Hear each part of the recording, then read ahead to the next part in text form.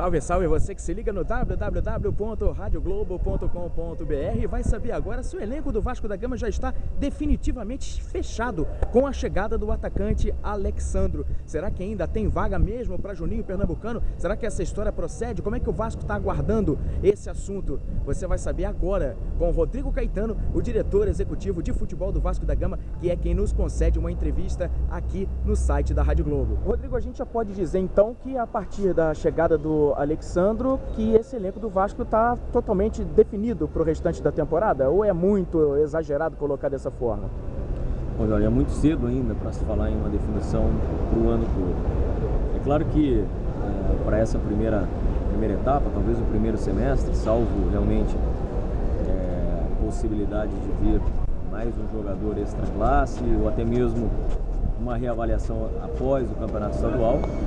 A princípio, em tese, tínhamos como objetivo de reforços por elenco, isso foi atingido aí com a chegada do Alexandro. Hoje, no nosso entendimento, nós estamos bem servidos em quase todas as posições, mas é óbvio que passa por uma reavaliação após o estadual, juntamente com a comissão técnica, o Ricardo Gomes, para ver qual a necessidade que ele identifica.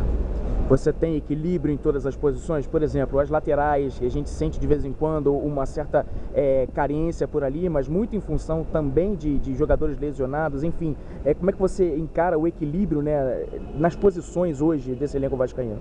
Então, isso ficou um pouco mais acentuado por uma questão fortuita, né? Porque, na verdade, quando nós necessitamos de um substituto para o Fagner, infelizmente os dois laterais de ofício, no caso do Max e do Errazabo, encontravam-se no departamento médico.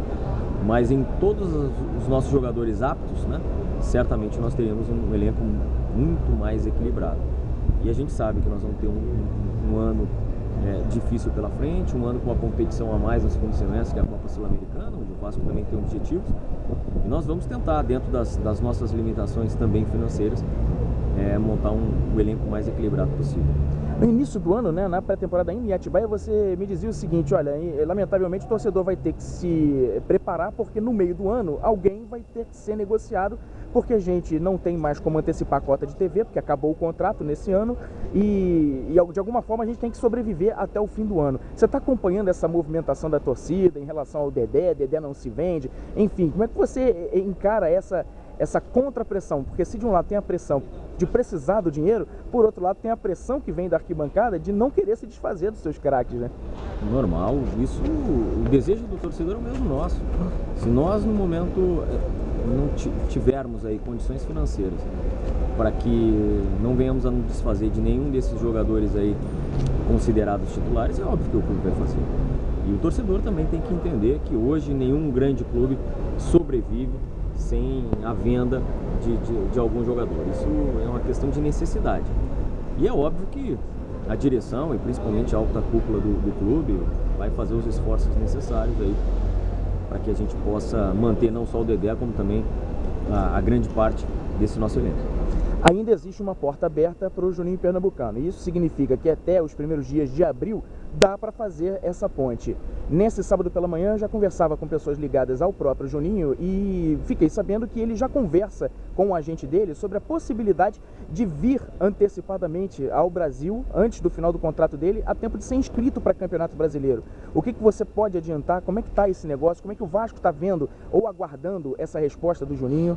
Bom, não é segredo para ninguém que nós tivemos aí contatos, não só com o Juninho, como seu representante, o José Fuentes, e acho que os interesses se aproximaram. Isso foi liderado, está sendo liderado pessoalmente pelo nosso presidente, envolve aí um projeto maior, mas sem sombra de dúvidas, ele em vindo e retornando ao Vasco seria aí talvez um dos grandes sonhos do torcedor.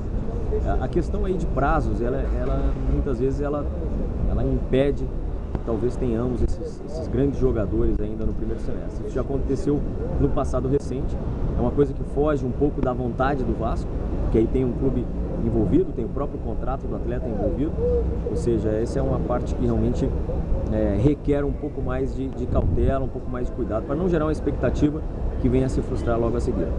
Assim, dá para colocar em termos percentuais? Como é que ficaria essa expectativa vascaína em relação a tudo aquilo que vocês já ouviram do próprio Juninho, a esse namoro que não é de agora, é um namoro antigo? Eu acho que ele sempre foi muito claro e tinha um contrato vigente, contrato esse que se encerra em maio, e que ou ele se retirava definitivamente dos gramados ou ele viria jogar no Vasco. Acho que hoje, em termos percentuais, creio que até pelo rendimento e desempenho dele lá, ele entende que ainda tem condições, não só físicas como técnicas também, de realizar mais um contrato e talvez num futuro que não seja tão breve encerrar a sua carreira aqui no Vasco. Então, agora realmente creio que depende aí de ajustes. Nós, o Vasco da Gama, estamos aguardando a sinalização dele para, quem sabe, aí definirmos melhor esse projeto. Mas eu acho que é desejo dele voltar para o Brasil, voltar para o Vasco, desejo do Vasco em contar com ele, não é essa a menor dúvida. Tá certo então, Rodrigo, obrigado pela entrevista. Obrigado. Então você já sabe, sempre que tiver a notícia do Vasco da Gama, você encontra aqui na página da Rádio Globo, através do www.radioglobo.com.br. Reportagem Jorge Eduardo.